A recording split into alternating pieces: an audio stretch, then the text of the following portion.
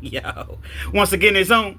Back at you one more again, Real Ken's TV in the house like kitchen sinks. Now, before I get into this afternoon's video, if you will, y'all jump in the comment section. Let me know where you're chiming in from. I'm in Lexington, Kentucky. Let me know your city, your state, your hood, your set, whatever it may be that you're representing, and let us know if you're the man or the woman that you say you be. You know, every blue moon in life, a blessing that we had comes back around just to give us an opportunity to do things differently. Let me repeat that. Every blue moon, a blessing that we once had comes back around to give us an opportunity to do things differently. I'm going to give you a prime example of this scenario, situation, if you will. We're going to take this thing all the way back. I want to say, matter of fact, I know it was 2018. Last time I was incarcerated. I got out shortly after that.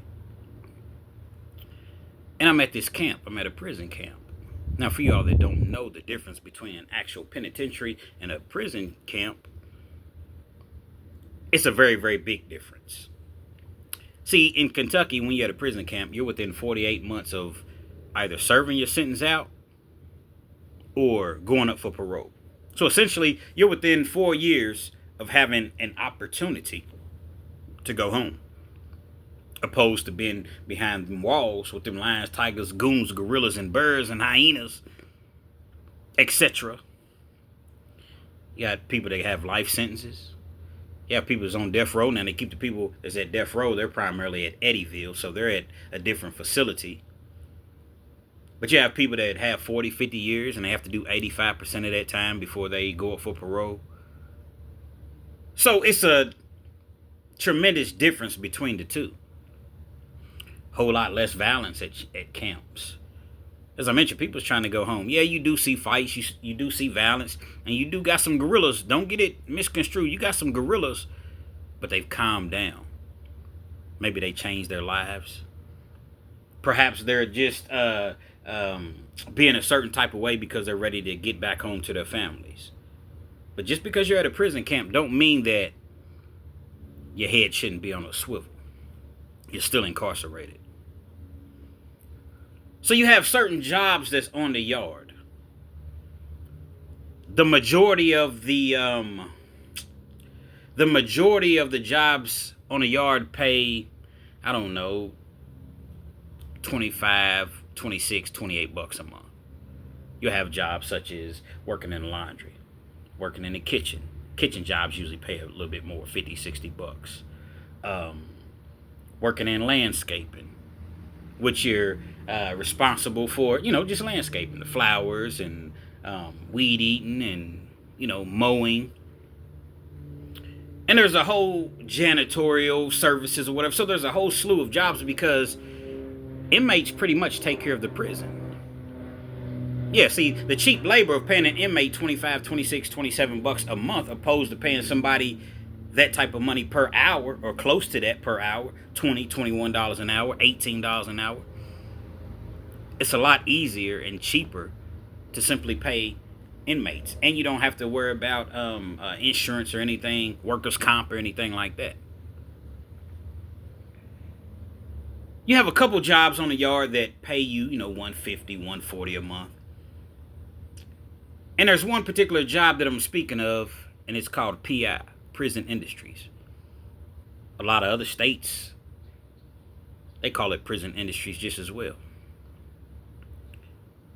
At this particular prison, because different prisons, they produce different items, if you will. This particular prison, they were producing, at the time, they were producing office furniture. Literally making office furniture. You know the cubicles at your jobs? Inmates make those. The little fabric that's on the outside and all of that, inmates make those. And then they have a traveling crew that goes and assembles this office furniture and removes the old furniture. If you get on a traveling truck, you're subject to make $400 or $500 a month because oftentimes overtime is involved. Everybody else I say probably like 3:30, they'll ride back at the prison. But if you're on the truck, you might not get back in until 9, 10 o'clock at night. Or anything over 40 hours, they do pay you.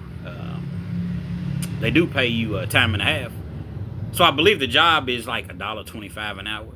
So you get time and a half, and you get to eat, and then you get to stay out of the prison. So you got guys that's making $400, $500, $600 a month every single month.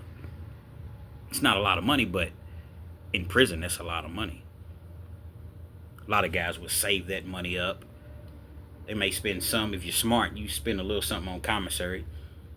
Take the stress off of your parent, or not your parents, but some people, their parents or their peoples or their wives, or people's on the outside, friends, family, from sending in money, because they're able to make their own money and still put some money to the side.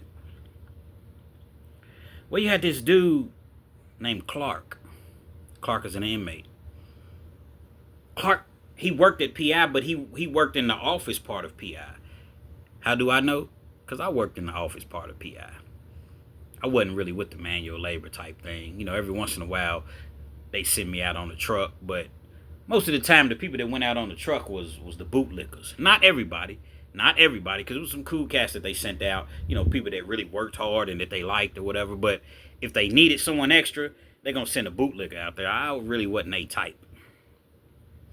But I did work in the office. Working in the office, I pretty much, I did all of the ordering, all of the materials that they needed to make this furniture. I had to do the ordering for that. And that was a very, very strenuous job, because you would think that would be easy. Like, okay, just order this, this, and this. But no, you have to know that furniture and break it all the way down, because you may not just order, okay, I need 10 panels.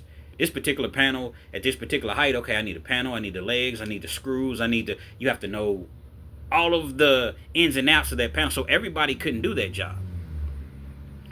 And you got this guy, Clark. Like I said, he's an inmate. He's training me on the job. They bring me in to replace Clark, because they know that Clark is about to leave probably within a year or so. And it takes a long time to actually learn everything that you need to learn to perform this job. Man, it's 700 degrees out here. I know you all can't tell. Looks nice and pleasant, which it is, but it's very, very hot. And so I'm going to this job. I'm making like $280 a month, actually, at the time. I get all the way up to where I'm making $280 a month. Well, hold on, Kens. You just said that you make, unless you go out on the truck, you make $140, $150 a month. That's before they cut our pay in half. See, it takes you about 6-7 months to max out. You get a raise every single month. So you max out at $280 a month. I got all the way to the point to where I was maxing out at $280 a month, that I may have gotten one paycheck for $280 a month, and then they cut our pay in half. So it went to $140 a month. It's messed up, but hey, it's prison. They do what they want to do. I guess they feel as though $280 is too much for an inmate to be making in prison. I don't know, but that's what it was. So I'm learning everything. Job's laid back, cool. I'm sitting in the office all day listening to the radio. And I noticed that Clark, pretty much ran the whole place. Clark was a white guy, as I'm sure that a lot of y'all probably guessed. Clark was about, Clark's about 6 foot. I can't give him 5'11". Clark's about 6 foot. He was probably in his 50s at the time, wore glasses. Had a bald spot right here, hair on the side or whatever. He weighing in at about 250. He didn't work out. He didn't do anything. He was one of those type of individuals that work was everything for him, and he would help inmates with write-ups and things of that nature. He knew the law. Laid back. Nobody ever touch. You better not touch. You better not touch Clark. Better not touch him. Well protected by the staff, the administration. Clark ends up getting out. As I said, they brought me in to replace him. Clark ends up getting out. I'm not sure if he served out or if he got out on parole. But nevertheless, he got out. Now, Clark was in there because he used to work for the governor or something like that. And I guess he was finagling the books and taking some of their money and putting it over here in this hidden account or whatever the case may be. money laundering. So they got him, but the feds didn't pick it up. It stayed state. Clark had been in the penitentiary like it was like his third time, embezzlement, all of that stuff. But all of his crimes was always white collar crimes. Like I said, he was protected by the people. So Clark gets out, and I'm running the PI now, as far as, the office or whatever. Everything's cool. I ended up working at PI for probably, I don't know, until the remainder of my sentence, because I got out in 19. So I stayed there, maybe 2 years, something like that, and then I come home.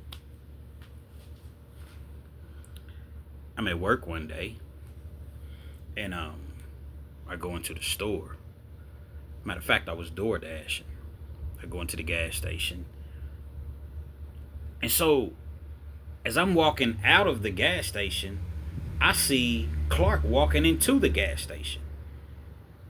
Now, you know how you haven't seen someone for a while, and at this point, it's like 2000 and, I don't know, this was maybe in 23 when I seen him. Maybe early 24, the end of 23. So I still have my job, but I was door dashing at the time as well. I see Clark walking into the store, but there was something very, very odd. He had a gun on his hip. Like out in the open, he had a gun on his hip. I keep walking. I'm like, I know that's Clark, man. It's been some years since I've seen him, but his features hadn't changed. I know that's Clark. Oh well. So I mind my business or whatever. So I go back to the car, and I forget that I need something in the car. I think I needed some oil or something like that. I was like, I forgot to get the oil. I go back into the gas station. I grab the oil. I'm in line. Clark's a couple people ahead of me in the line. So I get the oil as I'm walking out. He's like, "What's up, brother?" He didn't remember my name. "What's up, brother?" I was like, "Hey, what's going on, man?" I said, "I thought that was you." I said, "I wasn't for sure, but I thought that was you." He's like, "Yeah." He said, "I seen you kind of looking at me like, what in the hell is going on?" I was like, "Yeah, I'm not going to lie to you. I was, but like I said, I wasn't for sure that it was you. I was pretty sure it was you, but I wasn't for certain it was you." He was like, "Yeah, man." He said, "Now you wonder how I got this gun on my hip right here." Yeah, I mean, I know plenty of people that are felons and not supposed to have guns, and they have them, but they're not just walking around just with them on their hip. You feel what I'm saying? He's like, "Man, I applied for a pardon." He said it was right around COVID time or whatever. And matter of fact, he did leave out on parole because he had gone back like on a parole violation or something like that. They were trying to make him work at like McDonald's or Burger King somewhere, and he just absolutely wasn't with that. So they sent him back to complete his sentence. He didn't have that much time left, maybe about 18 months or so. So yeah, he did get out on parole. And he was like, right around COVID time, man, in 2020 and 21, man, they was just giving out pardons, man, releasing people. He said, "I applied for a pardon. I knew a couple people that I used to work with, in the governor's office or whatever, and they gave me a pardon." The significance of getting this pardon was his entire criminal history just went away. It's like an expungement that, poof, vamoose, is gone. He didn't even know, or people didn't even realize that he was like a 3-time felon because everything was gone off of his record. He was nonviolent, so it's not like he, was gonna bust a grape in a food fight, which is the best way to be. So now he had a grand opportunity at life again to be regular. Had his gun license, could vote, had his passport, all the things that we take for granted until you find yourself in a situation where you can't have these things. So he gives me his email and he's explaining to me, he's like, "Hey, bro, I'm going to show you exactly how to do it step by step or whatever. Just holler at me. I'll work over here." He was working at like a car lot or something. He was running running the books at the car lot. He said, but what's so crazy? I have my application in with the Department of Corrections. Cocksuckers. You know, that's how you know, inmates talk about the staff and you know, just the prison system in general. Wow. Really gave me hope. Really gave me inspiration right there. Then you start to second guess yourself. Nah, he knows some people. He used to work in the governor's office. They don't know me. Nevertheless, that advice that he gave me, those encouraging words, it at least gave me hope. It gave me a chance in my mind. Probably 6 months later, he ends up getting hired at the same prison. Now, he didn't get hired by the prison. He got hired by PI, Prison Industries. The same office that he ran, I'm talking about, he knew more than everybody. But now he was a direct employee. So he didn't work for the prison, he just worked at the prison. What could they say? When they ran the background check, it's squeaky clean. It's at the same prison that he did so much time at and made parole from. I guess knowing people really, really does help, because he had connections. So he's back working at this prison. It was an individual that Clark was dealing with at this prison. Like I said, Clark didn't do anything outside of his job or legal work, or he didn't play any sports, work out. You rarely seen him in the gym. You rarely seen him at a basketball game, or he was just like an important guy on the yard. We was in the dorm together. Now, initially, we weren't in the dorm together. They moved me to this dorm, and I was pissed. These are open dorms, like Army barracks. A few days before Christmas, me and my homies, we had a spread. We had all went in, bought whatever we was gonna buy. We was gonna have a spread for Christmas. That's what you do in penitentiary, in jail. Banquet chicken. We had the canned ham. We had we was gonna have different types of chicken. So like I said, it's all banquet chicken, but we got just the regular. Then we got the cream of mushroom we was gonna put on some of the chicken. Then we got the barbecue sauce we was gonna put on some of the chicken. We've taken the ham, put it in like you put it in a bowl, take you some honey, put that honey in there, brown sugar. Take it at Coke or that Pepsi, and you pour it in there, and you allow that ham to marinate. You taking potatoes, you cut them up, peel the potatoes, cut them up, put some seasoning in there, some lettuce. I said lettuce. Some mayo, some mustard, pickle relish. Mix it up.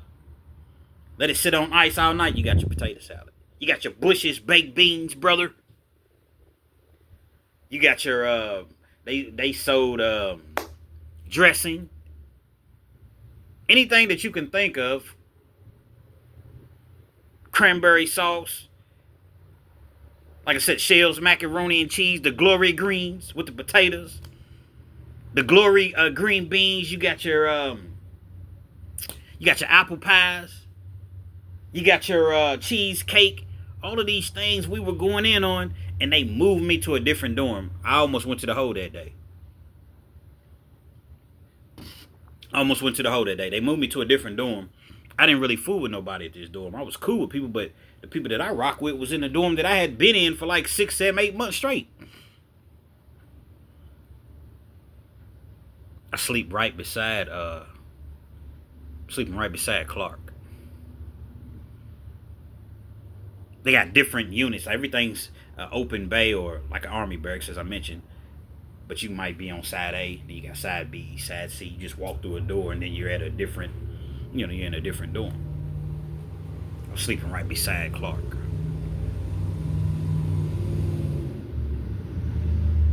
Clark want to talk about work and all of these things, and I'm like, bro, I'm not really on that or whatever. Once I leave the job, I ain't trying to hear nothing about any of that. Now, this is obviously prior to him making parole. I didn't know at the time because I didn't live in that community. Meaning I didn't live in that dorm.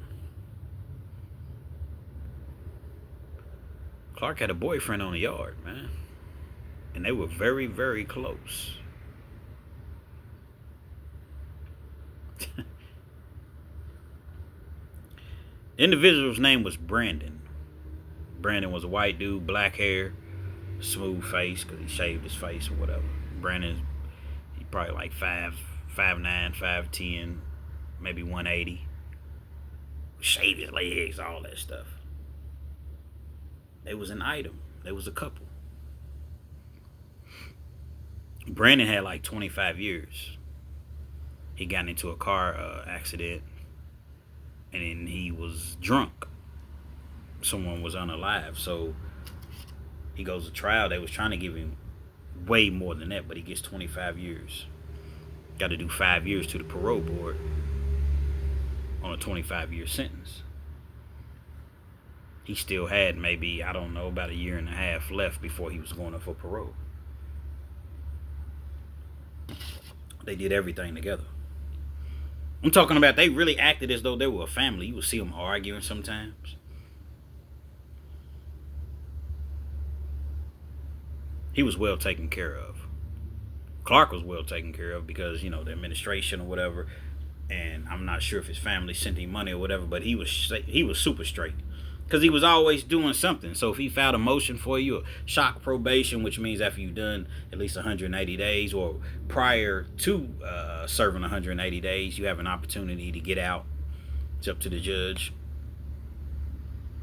Just different type of motions, write-ups. So you get paid to do these things by the inmates. So Clark was super straight. Brandon was super straight. These people sent him money. And they would eat together every night. And they would plan meals. Go to commissary. And that's not uncommon. People do that all the time. It's cheaper to do it that way. But they were a real life couple. Whatever. I mind my business. I don't have anything to do with anything. Y'all see me doing this, man. These flies flying around and what have you.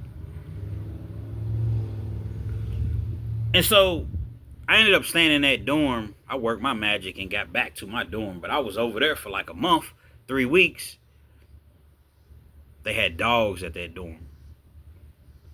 See, they have dogs for inmates, and basically what they do is if you sign up for the dog program, they'll assign you a dog, and you train the dog, and you get the dog ready for the outside world. It's like dogs that have been abused and, you know, just not taken care of or whatever. So it's called the dog program. I wasn't in a dog program, but I was still in the same dorm, and these dogs would just bark. And so I concocted a story, and I told the people, and really I didn't concoct a story for real. I told the people, I said, listen, man, I'm afraid of dogs. And just the mere sound of a dog, man, I just have flashbacks because when I was 12 years old, I was going to sign up for Little League Baseball, which I did. And because back then, if you had already played, you could just sign yourself up.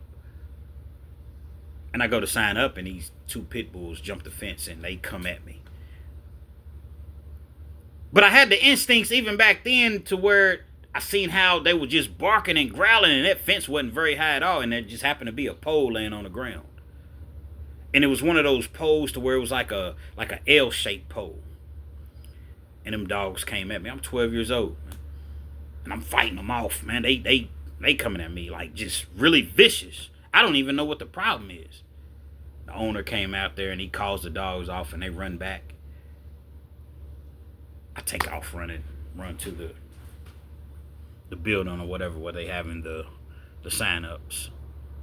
And so I used that towards my advantage. I told the people, man, I'm terrified over dogs, man. I cannot take it. They sent me to the shrink, the real live shrink on the yard.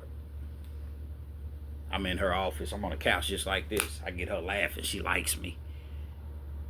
I said, well, do I need to just sit up like this? Is this appropriate? Do I need to lay back and put my hands behind my head like this, like on TV? She's laughing. Oh, whatever makes you comfortable, Mr. Kens. So I'm telling her, the things that occurred to me at that age, and she determined that it wasn't best for me to be around dogs, so they sent me back to the dorm. So at that point, I don't really see what's going on between Clark and Brandon. Not that I want to anyway. I'm just happy to be back where I was at.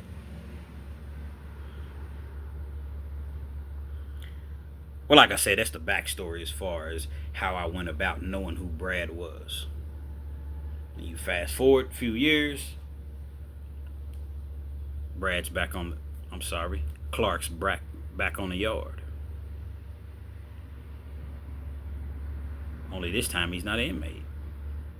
He's running PI again.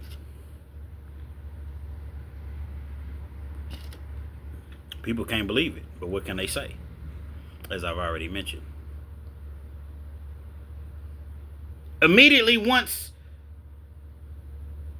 Brandon sees that Clark is back, he goes and applies for a job. It was already predetermined. It was already discussed. Whatever Clark says goes as an inmate. So just think now he's an actual employee. He gets him on at the job. He's bringing him food. Because see, when you work at PI, like people, some good people, man. I know I talk about prison. I know I talk about, the staff or whatever, but there's some good people, man. Now, PI didn't directly work for the prison, as I said, but, man, them people bring in food every Friday. Home-cooked meals for all of the inmates, man. Every single Friday, they would bring in these meals. Eventually, they stopped it because they said it wasn't fair, because the other inmates weren't, they would still bring it in, but it just was done on a more hush-hush type of situation, if you will. He gets Brandon on. Brandon didn't need the money, but he wanted to be around Clark because they had remained in touch. Everything seemed to be going well. Clark finds out about this individual that Brandon had been messing with on the yard. See, Brandon was telling Clark the entire time, even when Clark was out, I'm only here for you. I don't want anybody else. See, during that time frame in which Clark was out, Brandon had his 5 years was up. He seen the parole board, and they told him to come back in 24 months. Don't mean they're going to let you out. Don't mean they won't let you out. But what it does mean is you're not going anywhere right now at this exact moment in time. It's called a deferment. I'm sorry, y'all. It's so hot out here, man. Cash App is $KENZ 1000. $KENZ 1000. That's how hot it is out here. But y'all rock with me, because I'm rocking with you all. Pause. Double pause. Clark had found out about Brandon messing with this dude on the yard, man. Philip. Clark wasn't feeling that at all. The two of them would have these, they would still go through it and argue or whatever. And it just got to the point to where Brandon said, you know what? I'm done. You're trying to control my life. I don't know what you was doing when you was on the outside or whatever. I'm done. I'm done. Clark wasn't feeling that. What do you mean you done? Exactly what I said, I'm done. Brandon's feelings have moved on. Brandon didn't have the feelings for Clark that he once had. Philip was his new boo, Nopolis. Hey. Respectfully. Clark, he wasn't accepting of that. He continued to try to, talk to Brandon or whatever. Brandon's mind was made up.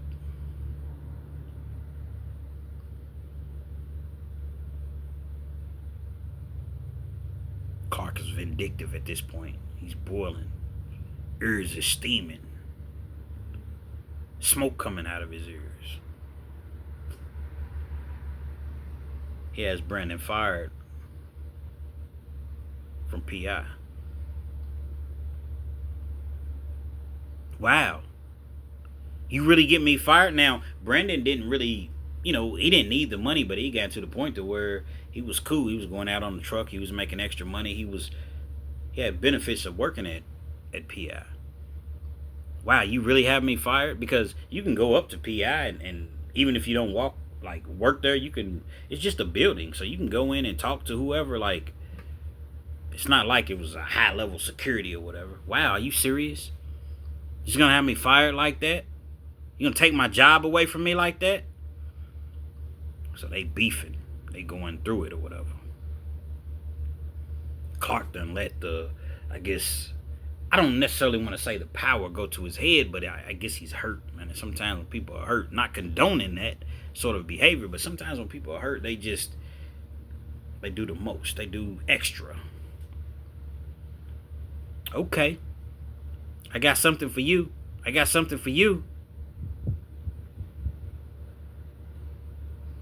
Something in prison called PREA that they didn't have back in the day, 70s, 80s, 90s, early 2000s. So you seen it was situations to where people were being assaulted, raped on the yard. You couldn't really prove it. You couldn't really tell anybody. But you have PREA, the Pre-R-Word Elimination Act, PREA. The P-R-Word E-A. The Prison R-Word Elimination Act. And you can get on the phone. Even if you have no money on the phone, even if you have nobody to call, you just act like you're calling somebody and there's a code. And you type in the code and you're speaking to somebody and you're telling them that you're being, sexually harassed or assaulted or whatever, raped. And they're going to protect you. They didn't have that back in the G.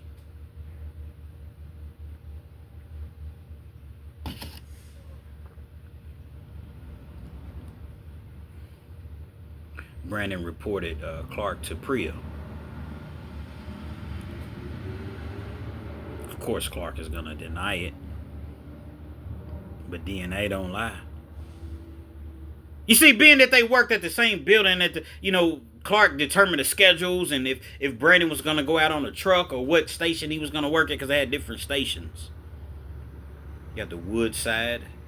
You had the side that made the fabric. You had the office, as I mentioned, where I worked at. And then at that point, they had started doing mattresses just as well. So you had different stations. You had upstairs. You had sewing. Sewing was like at the very top of the building, and it wouldn't be that many people up there. That's where Clark and Brandon would often have their intimate encounters, if you will. The things you see in penitentiary. Found that PREA on Clark's ass. As I mentioned, Clark denies it. They put him on suspension. Pending investigation. I said police talk. Pending further investigation. DNA. Brandon was saying that Clark raped him. Clark knows they done the nasty, they done the do, but it was all consensual. I'm wrong, but I didn't rape anybody. Problem is with that, if you're an outside, if you're staff and you have relations with an inmate, they look at that as sodomy. I know a lot of y'all think, well, sodomy is, it could be a woman and sodomy, regardless, man or woman. Sodomy, and there's other, inappropriate relationships. They're all felonies.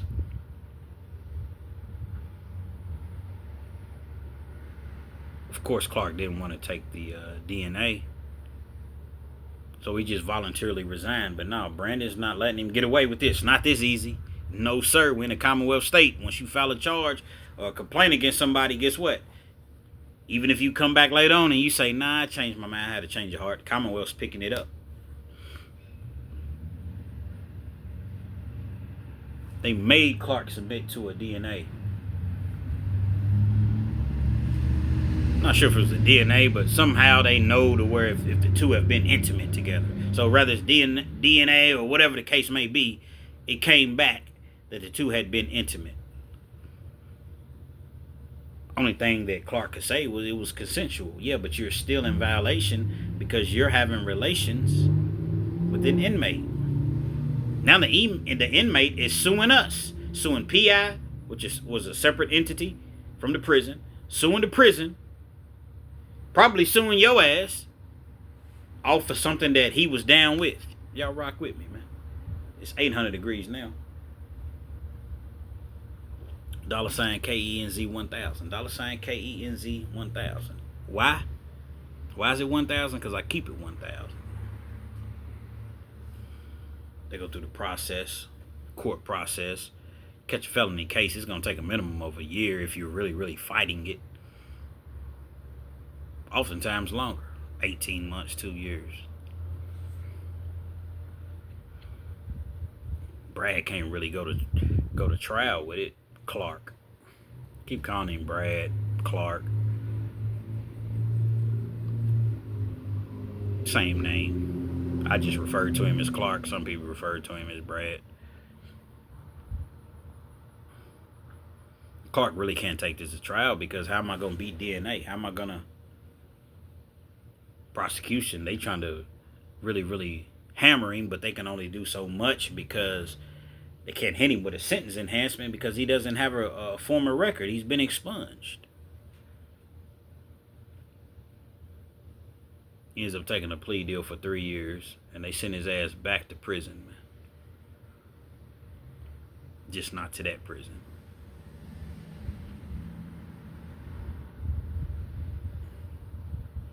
I guess part of Brandon's negotiations or whatever, he ended up getting out after he did that additional 2 years. The parole board gave him. He ended up getting parole. And that's why I started this whole video out with sometimes your past. The things, your transgressions, the things that you did in your past will come back around, give you an opportunity to do things different. Some of us never learn. Here it is, you got Clark, man, that had a second chance, man. He got a pardon from the governor. His entire record was wiped clean. Slate was clean. And you go back into that very same environment. You go back into that same environment that you tried your best to make your way out of. And once again, you're a convicted felon, man. That gun that you carried on your hip, you better give it back. And if you don't, you better not be carrying it on your hip. Very, very sad situation, man. Some people say, Kens, how do you come up with these stories? I mean, these stories that you tell sometimes are like, just... I don't know. They're just, it's life, man. Things happen. Well, maybe you need to watch this channel and that channel. Listen, man, I no disrespect to nobody, but I work and I work on my own channel. I don't really watch too many other channels. Watch Jay Williams, Dante from the Dante Show Network. Shout out to both of them guys. Great dudes, man. Both of them were very inspirational and helped me to this day with my channel. Besides them, on a regular basis, I don't have time to watch all of these other channels. I'm not knocking anybody else. I don't have the time. I'm working on my own channel. So when you tell me, oh, watch this channel, I don't, and the whole, well, I heard this story on, I bet you ain't heard this story. See, prison is like there's only so many stories that one can create or one can tell.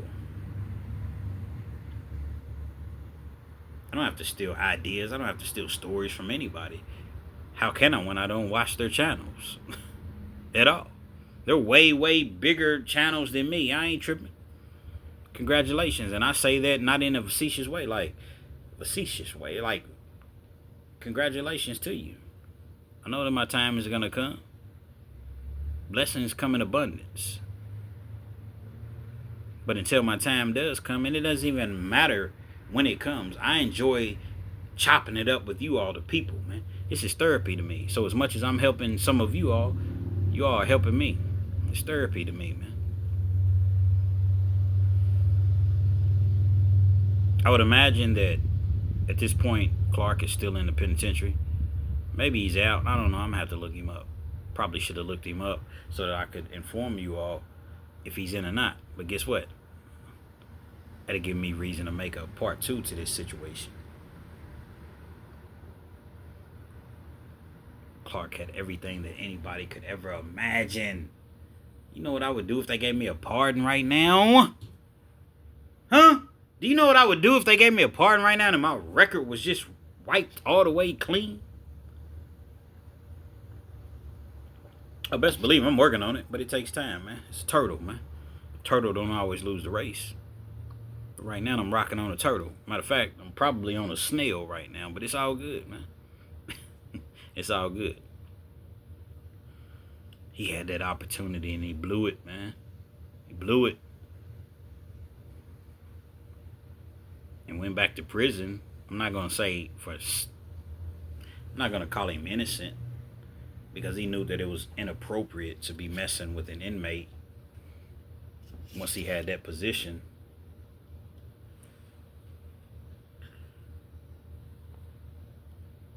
But wow, 3 years in the penitentiary. Now you're a convicted felon, as I mentioned once again. Some people just don't learn. But I will. Give me that opportunity. I'm not even going back into a prison as far as on that level, working in a prison. I desire to go back into the prisons and give people hope and inspiration and speak to the inmates once I get to the point of where I'm successful and but that'll be it. There is no, man, can you slide me this? Can you slide me that? Man, you think I'm a risk everything that I done grinded and worked hard for to do something illegal for you? Get out my face, man, for even asking me something like that. But you know, stupid is as stupid does. Some people learn, some people don't, man. Real Kens TV. Hopefully you like the video. Feel free to comment, definitely share, subscribe to the channel.